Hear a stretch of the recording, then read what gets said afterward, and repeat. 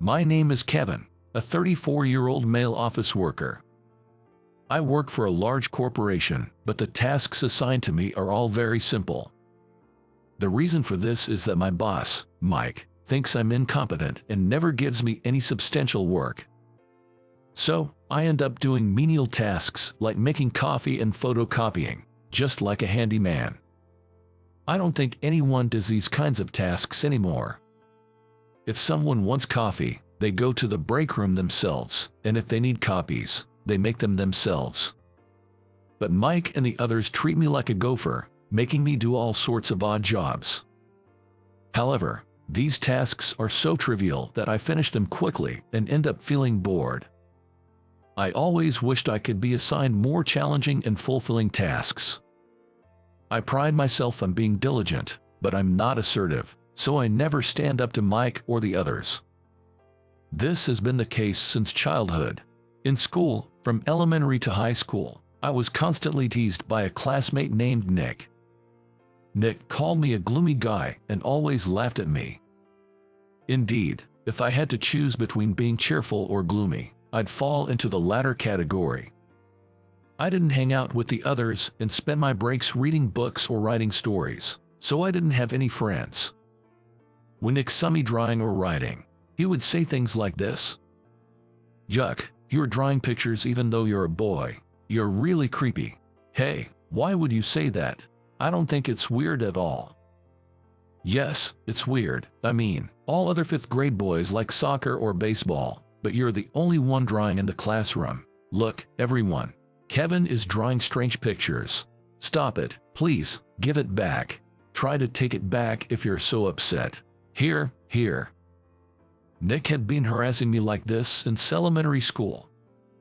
He was so unpleasant to be around, but unfortunately, we ended up in the same middle and high schools, which was the worst. In high school, our class decided to do a play for the cultural festival, and Nick, wanting to tease me, nominated me for the lead role. I hated standing out, so I was truly shocked. Kevin should play the lead role of Romeo. What? I think Kevin has great acting skills and will perform wonderfully. I've known him since elementary school, so I know everything about him. Therefore, the role of Romeo should be Kevin's. Just wait a minute. Despite my protests, everyone agreed, and I ended up playing Romeo in Romeo and Juliet, albeit reluctantly. The girl who played Juliet was crying, saying, "I wish I could have performed with a more handsome guy." That was a shock to me, too. I knew I wasn't particularly good looking. I felt sorry for my parents, but I thought my facial attractiveness was below average. Although the girl seemed displeased, the play was a success, and we received a round of applause. But I hated being the center of attention and really wanted to disappear. While everyone else went to a barbecue restaurant to celebrate, I curled up in bed at home. Because of these experiences, I'm still very timid. I can speak up to those in higher positions, so I thought I would continue doing an interesting work. One day, a woman came to our headquarters from a regional office. Her name was Elizabeth, and she was going to be my new boss. She was about 5'3", but she looks a bit taller because of her high heels. Additionally, she's a beauty with a well-defined nose and fair skin. I wondered what I'd do if my direct boss turned out to be a tough character. But Elizabeth wasn't harsh at all and treated me kindly. "Kevin, could you help me with this document preparation?" "Me? Do the document preparation?" "Yes, I was going to ask someone else, but everyone is busy and refused. It's not that you seemed free. Please don't take it the wrong way." "No, I'll do it. Please use me if you think I can be of help." "Great, then I'm counting on you." Elizabeth gave me a task. I was thrilled to finally have a meaningful job after such a long time. Having only done mundane tasks until now, I devoted myself fully to document preparation. Thanks to my efforts, I managed to create a document that was easy to understand and neatly organized. "Elizabeth, I've finished this. Is it okay like this?" "Oh, thank you. It looks great. It's nice and easy to understand when it's organized so cleanly." "Kevin, you're good at preparing documents, aren't you? Well, yeah, I do like doing this kind of work. I'll ask for your help again then. Yes, of course. I felt elated all day because Elizabeth praised my document preparation. But my mood was dampened when Mike called me in and assigned me yet another tedious task. It was to bind printed data into files in the document room. I wondered why he couldn't do such a simple task himself. Moreover, there were 3 boxes worth of files to organize, which was quite a task. My back started to hurt, and by the time I finished, I was completely worn out. I couldn't help but think to myself, they shouldn't have let it pile up this much in the first place. Back at my desk, I saw Elizabeth working diligently. There was a pleasant scent coming from her. Perhaps it was the fragrance of her perfume. I realized I was quite taken with Elizabeth. Or more accurately, she had become quite a significant figure to me. Elizabeth, a graduate of a prestigious university in the city, and having studied abroad in the U.S., exuded an intellectual aura. No wonder many male colleagues were aiming for her. They probably wanted a smart and beautiful woman like her as their girlfriend. Elizabeth, though younger than me at 30, was already a section chief. Being intelligent, attractive, and stylish, she was a woman who couldn't be ignored by anyone. During breaks, male colleagues would flock to invite her to lunch. But she would politely decline everyone's invitations with a smile. Then, she would sit alone at her desk, nibbling on a sandwich. I also preferred eating deli lunches at my desk, so I felt a sense of camaraderie and was somewhat pleased by this similarity. I dislike crowded places like the cafeteria, and I hate going there alone. Once, when I went to the cafeteria by myself, a female colleague said, "Look, there's a loner," and laughed at me. Since then, I never went back. Eating at the popular lunch outside is a hassle because of the lines, and I'd have to rush my meal to get back on time. I didn't want to rush my meal, so deli lunches were more than enough for me. Elizabeth was kind to other female colleagues, but they said she was standoffish because she was an elite. I didn't see her that way. It seemed more like jealousy. She was attractive, had a good figure, and a solid education, so there was a barrier. Also, other female colleagues were married or had children. They would say to her, "You wouldn't understand because you're single." I felt sorry for Elizabeth. She might have her reasons for being single, and I wished they would just leave her alone. Middle-aged women would say, "You better get married soon, or you won't be able to have kids," which was none of their business. No one would want to hear such comments from their peers. Even if I were a woman, I thought I couldn't bear it. But Elizabeth never got angry. Instead, she always laughed it off. One day, Elizabeth said to me, "Could you accompany me to a business meeting tomorrow?" Me. "Yes, I want you to learn. We're planning to collaborate with company to create food products for patients with a certain disease." "Wow, really? Well then, I'll go. I'm not sure if I can be of any help, though. I'm just an inexperienced office worker, after all." "Don't talk about yourself like that. You're working hard, aren't you, Kevin? Education and position don't matter. If you keep at it, you will be rewarded eventually." "Yeah, you're right. I'll do my best. Please take me with you to learn." And so, we headed to the business meeting the next day. Our company, B Corporation, specializes in food products, and A Corporation is in the medical field. Elizabeth mentioned that we were developing food items for patients with a specific illness. I had read the materials she gave me beforehand, thinking about what we were planning to create. The focus was on patients with skin diseases. So, I thought about this for patients with epidermolysis bullosa, nutrient-packed cookies. Yes, I heard these patients often have difficulty with nutritional intake, so I thought cookies packed with nutrients might work. But you see, patients with epidermolysis bullosa also have mucosal lesions and might find it painful to eat something like cookies. Ah, I see. David from a corporation listened to Elizabeth's idea with a frown. Epidermolysis bullosa is a complex skin condition where the skin is fragile and easily forms blisters. It can occur anywhere on the body, including inside the mouth. For moderate to severe cases, oral intake becomes difficult, and patients struggle to eat. We need nutrition to survive, but eating becomes a challenge. However, David was concerned that nutrient-packed cookies might be too hard and hurt the mouth. Indeed, cookies are crunchy. We tried selling beverages before, but they didn't sell well because they tasted bad. Really? I see. A corporation's beverage was thick and unappetizing. To put it bluntly, it felt undrinkable. The beverage was drinkable, but its thick, unpleasant texture and taste made people feel sick, especially children. What should we do? It's hard to find something that's both nutritious and enjoyable for everyone. You're a food company, right? Shouldn't you come up with something easier to eat or drink? Our company is a medical manufacturer, so you should be better at this, right? Yes, well, I had gathered opinions, and cookies seemed like a reasonable choice. Really? This is not going anywhere. We asked for your help because we're in trouble. This won't help the patients.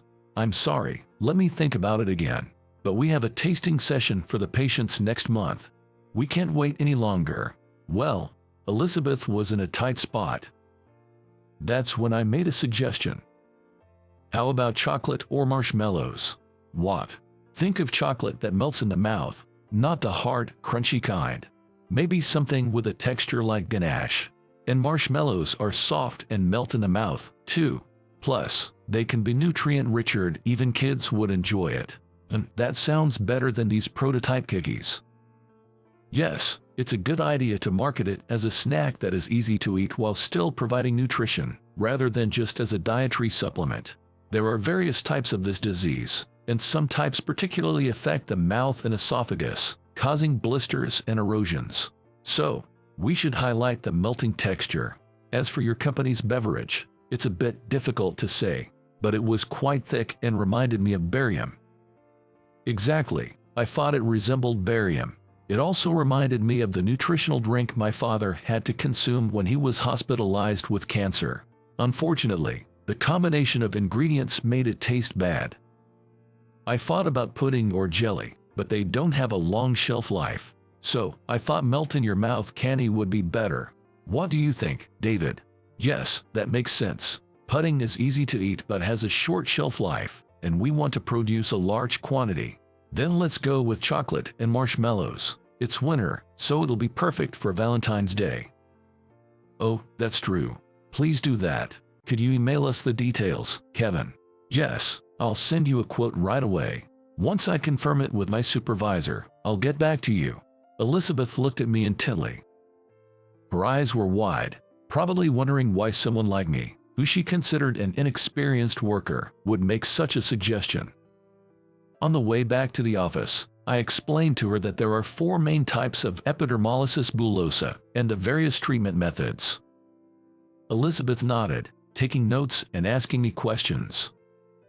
Kevin, you're really talented, aren't you? You said you were just an incompetent employee, but I don't see you that way. Perhaps you are someone with incredible knowledge. Ahaha, no way, that's not true at all.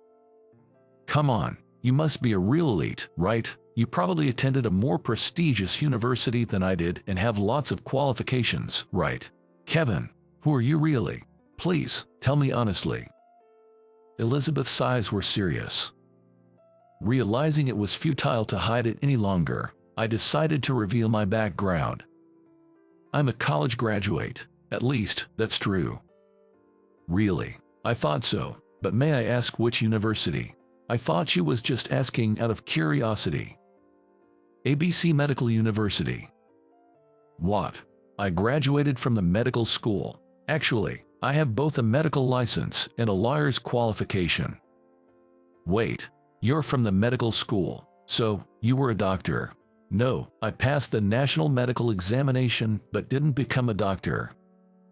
And a lawyer too. Did you go to law school, Kevin? It's impossible to have such a background. No, that's the truth. Actually, I obtained my lawyer's qualification through the preliminary examination route. The preliminary examination route, I heard it's more challenging than passing the exam after graduating from law school. Kevin, why did you say you were just an incompetent employee? You're an incredible person with hidden academic credentials and background. Ahaha, well, I was only good at studying. I was always teased by classmates for that. I also wrote novels and drew pictures, but was told it was creepy.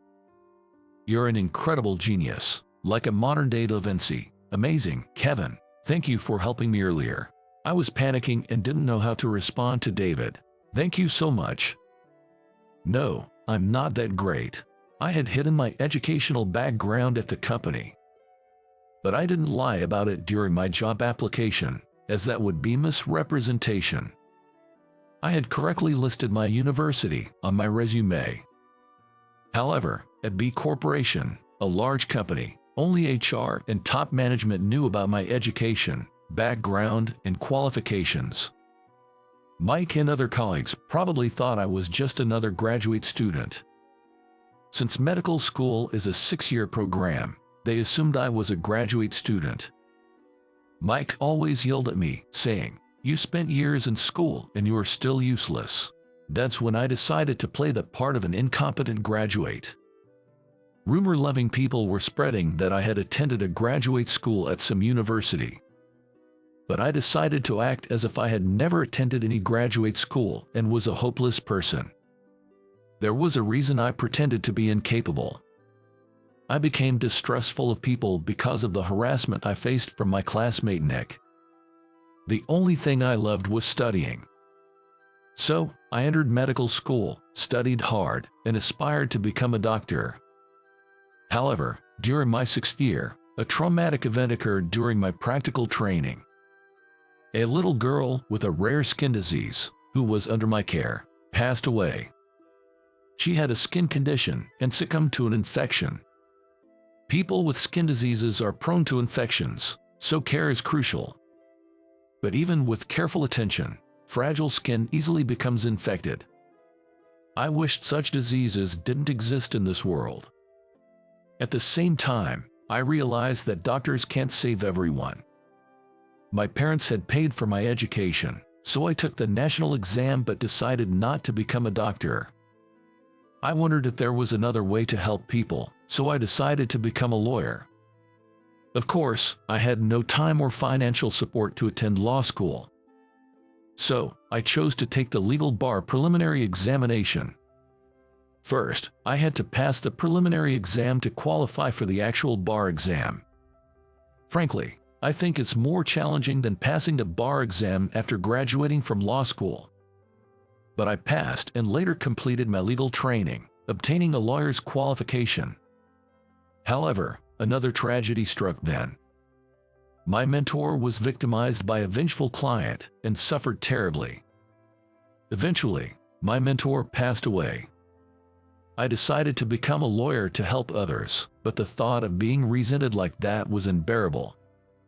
So, I chose to work as a regular office worker instead.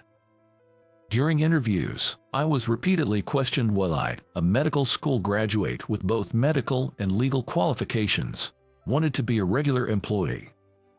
But I just wanted a peaceful life, so I gave non-offensive, standard answers. That's how I ended up here. Initially, I was enthusiastic about my work, but I started being called overeager for my age and a nuisance, so I stopped trying. Most of the new graduates were from 4-year colleges, unlike me, who spent years in medical school and legal training. I was treated as a useless person just because I was older, but I didn't care anymore. Indeed, the work assigned to me wasn't interesting, and I wanted something more fulfilling, but I hated being in difficult situations. I just didn't want to take on any responsibility. But this time was different. Elizabeth was in trouble, and I wanted to help her. Since she had recently been paying attention to me, I just thought about what I could do for her. When I shared my past with Elizabeth, she had tears in her eyes. I felt a bit happy realizing she was crying for me. "Kevin, You're a very kind person. Perhaps you were too kind, which made it hard for you to become a doctor or a lawyer. But I think that's nothing to be ashamed of. It just means you have a pure heart. Ahaha, do you think so? Oh, right. I need to email David. I'll hurry and make the estimate. Can I also prepare the documentation? I think I can do it in about an hour. Really? In just 1 hour? You're truly amazing. I'm so surprised. It's not that big of a deal. All right, I'll leave it to you. I prepared the documents and the estimate and attached them to an email.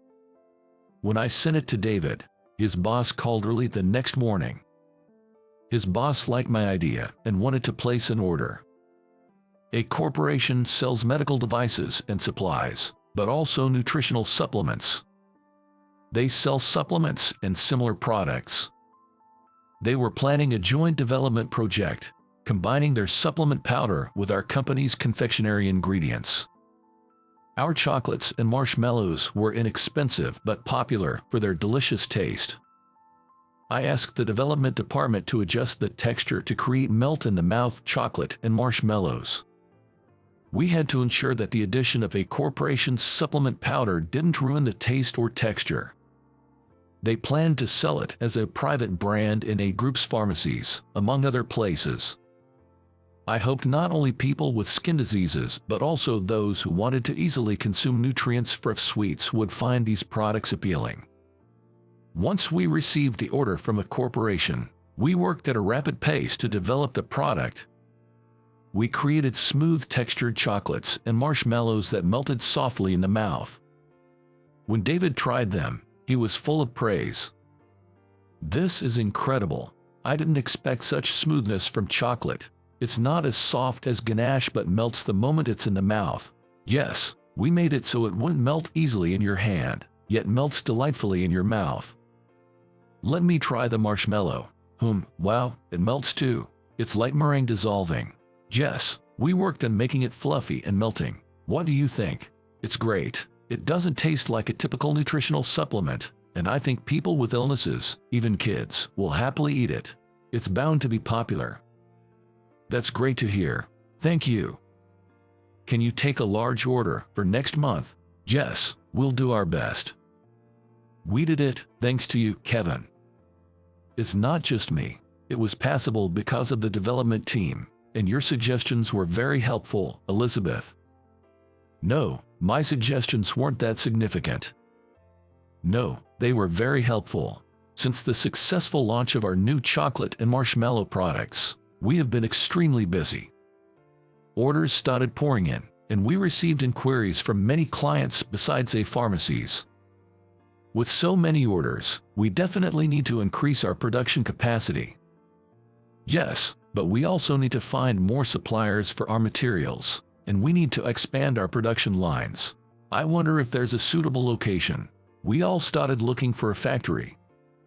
Ultimately, it was thanks to a corporation's assistance that we found a large one. They had greatly benefited from our partnership, so they introduced us to a factory they knew as a gesture of gratitude. Once production began in the factory, we were able to achieve significant sales. Our products were well received not only by patients but also by the general public, who purchased them in large numbers. Of course, a corporation's tasting event was a huge success, and we were thanked for it. I had never been thanked like this before, so it made me very happy. We did it. This quarter's profits are likely to soar, thanks to you, Kevin. I really appreciate it. Yes, it's all thanks to everyone's efforts, and thank you too, Elizabeth. No, I didn't do anything worth being thanked for. Yes, you did a lot. How about we go out for drinks to celebrate? Both a corporation and our president Aaron are delighted with the event's success. With me. Is that a problem? No, I'll come. I'd never been out for drinks alone with a woman, so my heart was pounding. Elizabeth took me to a stylish bar, and I entered, feeling nervous. It was a bit dark, like a grown-up's hideaway. I'd never been to such a fancy place and wondered how to handle the bill. Elizabeth seemed to be a strong drinker, ordering several rounds. I was slightly tipsy by my second drink, my heart racing. I had never imagined enjoying drinks like this with such a wonderful person, almost like a date. I realized I was deeply in love with her and impulsively confessed. It was my first confession ever. Elizabeth, I like you. Sorry for saying this so suddenly. I honestly expressed my feelings to her. It was a heart-thumping moment, my first ever confession. She looked surprised at first but then smiled warmly. Really? That's great. I like you too, Kevin. What? You didn't realize. I always ate at my desk because I wanted to be with you. I thought you had some reason for not going to the cafeteria. Making a woman say this, isn't it normal to want to be with someone you like all the time? You like me. Yes, I've liked you from the beginning. You're hardworking, sincere. It's not about your education. I've been watching you all this time. Is that so? Elizabeth and I, both blushing, walked home hand in hand. Our hands felt warm, maybe because we were tipsy. It was a moment when I realized I'm really happy. Until now, I think I've lived a life filled with worries. Despite having a gifted mind, I never fully engaged in anything due to my personality. I learned that being good at studying doesn't necessarily mean being useful in society, but now I want to contribute more to the company. And that wouldn't be possible without Elizabeth. She was the only one in the company who was kind to me. Afterward, we introduced each other to our friends and spent more time together. We went on drives, visited delicious restaurants, and even went to the pool in the summer, creating many memories. We were dating, but we kept our relationship a secret at the company. However, it gradually became known. Around that time, Elizabeth had started talking to the other female employees. She had been disliked by some for being perceived as overly intellectual, but those employees apologized to her. Then, one day, we decided to meet each other's families. Elizabeth's family was very warm and welcomed me as a new member of their family. My family also welcomed Elizabeth with open arms. With the blessings of both our families, our bond grew even stronger. Eventually, we decided to get married. I was extremely nervous when proposing, but seeing Elizabeth's joy made me realize that spending a week choosing the engagement ring was worth it.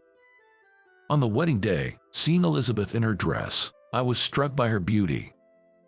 And when she smiled and said, "Thank you for everything. I love you," I felt I was at the peak of happiness. Since then, we have been living a happy married life. Meeting Elizabeth was the greatest fortune of my life. Without her, I wouldn't be the person I am today. We vowed to support and encourage each other and face life's challenges together. Our days are filled with happiness. From now on, I will do everything in my power for my wife.